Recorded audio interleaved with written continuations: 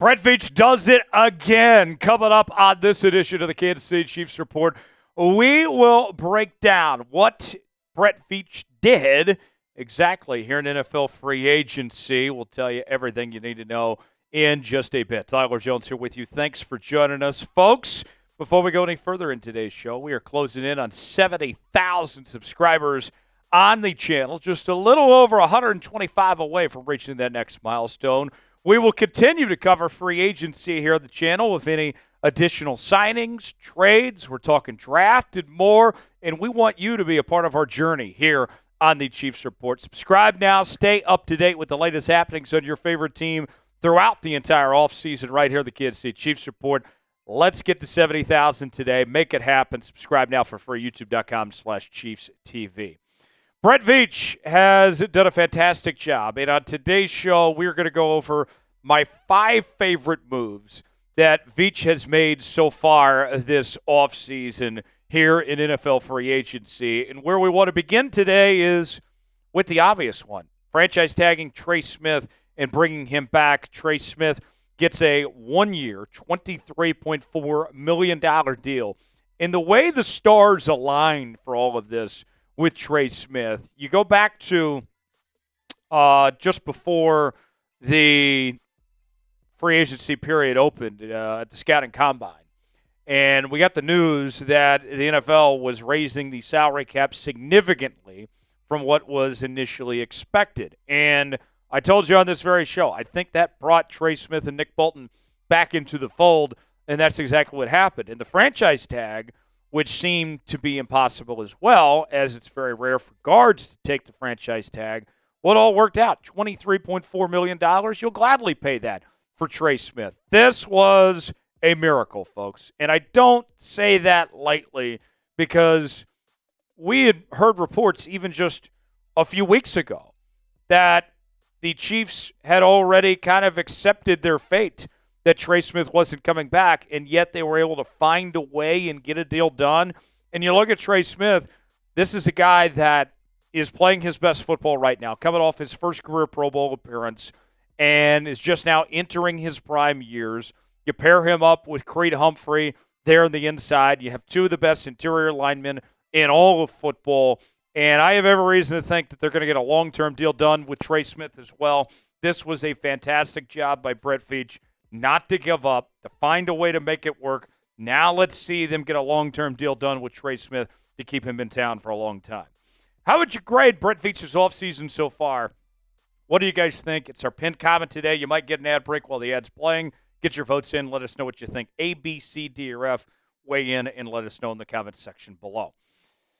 Now, Trey Smith wasn't the only big-time player that the Chiefs announced was coming back. Nick Bolton also re-signed. Didn't use the tag on him. They got a deal done, which was 3 years, $45 million to stick around in Kansas City. And I like this for a number of reasons. Nick Bolton has emerged as one of the best linebackers in all of football. He's the heart and soul of your defense. And much like Trey Smith, just now starting to enter his prime years. I have no problem with paying Nick Bolton $45 million over a 3-year stretch. I've been a big believer in Nick Bolton for a long time. I know that there was some skepticism his rookie campaign, and a lot of people were hating on the guy. I said, be patient with him. He's going through some growing pains. He's going to be a great football player, and he's turned into that. He is the real deal. He's a leader on this defense, and he's just getting started, if we're going to be honest with you. And the work ethic is there with Nick Bolton. He's always tried to find ways to improve and get better. This year was all about creating more turnovers, and he doubled his turnover amount from what he did in 2023 with an interception and a forced fumble, still with over 100 tackles, 11 TFLs, and 6 pass breakups. I'm a fan of Nick Bolton. I'm glad he's around for a long time.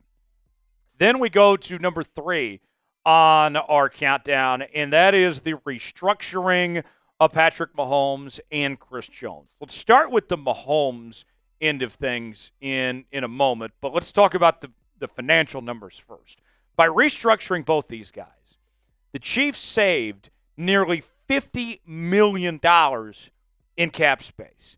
This was a decision that was an easy call for the Chiefs, that You got two guys that already are on long-term deals that want to be here, that want to work with you to make your roster all on the same page.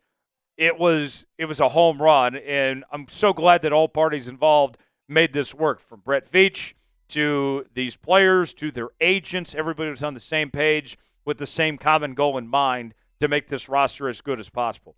When I start with Patrick Mahomes, I've said this before, I'll continue to reiterate, it's the best contract in all of sports. The Chiefs, it sounded like a lot of money initially when they gave Patrick Mahomes a 10-year deal and a record-setting amount. But as time has passed on, it has turned into a major discount for the Kansas City Chiefs. And they have the most talented quarterback in the league, the most talented quarterback to ever play the game, the best quarterback in the league, and they got him locked up. And to me, I applaud Patrick for everything he's done for this franchise and the way that he continues to play at a high level, and the fact that he's not going anywhere and that he's willing to be flexible and make this work. I mean, it's just an awesome job, and I think it's the best thing Brett Veach has ever done in his time as the Chiefs GM, is giving Mahomes that contract and the flexibility it's provided for the Kansas City Chiefs. Meanwhile, Chris Jones, he got that extension last year, and there was some rumblings within the kingdom over the last few weeks of, hey, Chris Jones is another year older now. His numbers were down this past season, but I believe that Chris Jones is worth it.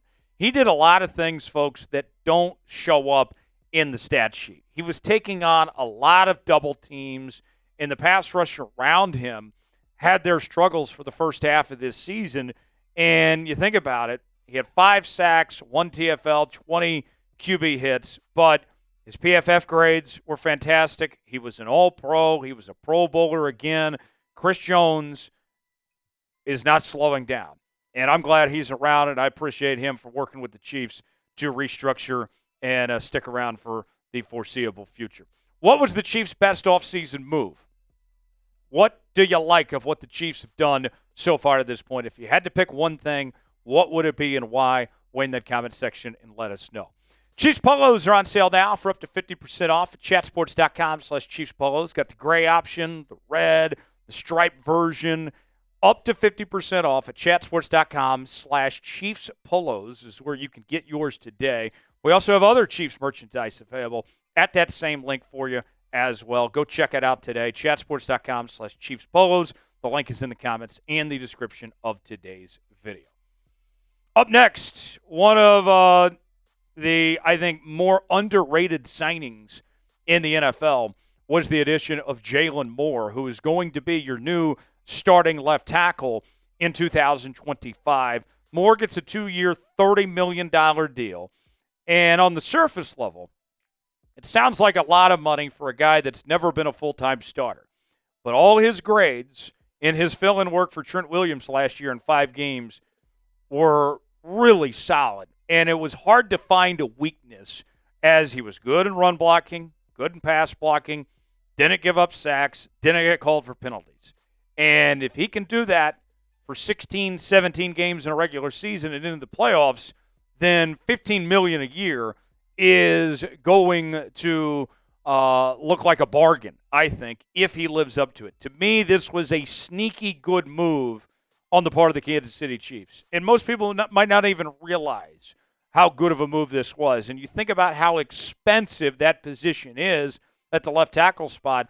I thought the Chiefs did a really good job to get that done and make it work and make this offensive line situation a lot better. The left tackle spot's been a revolving door for Kansas City.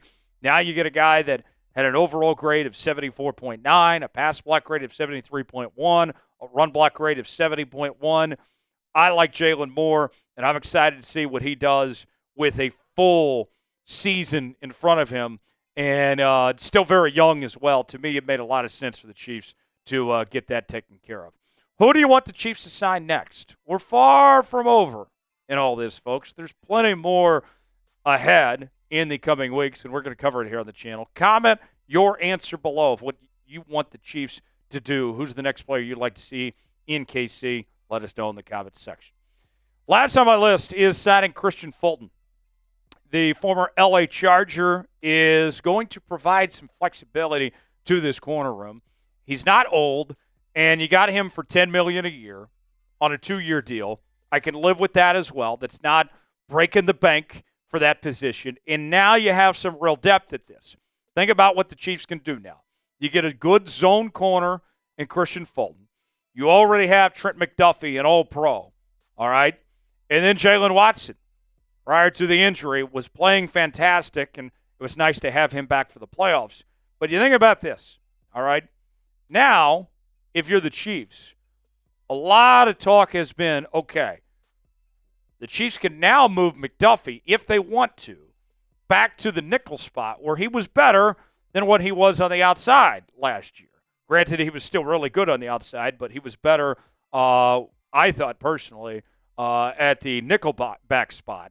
And so you got two quality outside corners. You got a starred nickel back potentially in Trent McDuffie there. I like the flexibility this brings. Fulton last year, 51 tackles, 3 TFLs, 7 pass breakups, 1 interception. I think that Fulton would start for most teams in the National Football League. And now you look at that position group, and it looks like a real strength for this Kansas City Chiefs team heading into 2025. There you have it. Brett Veach, the man, doing it again. I love Brett Veach. We're going to continue to talk about Brett Veach and the Kansas City Chiefs each and every day here on the channel. Subscribe now for free, youtube.com/ChiefsTV. I'm Tyler Jones. Thanks for joining us. We'll see you next time.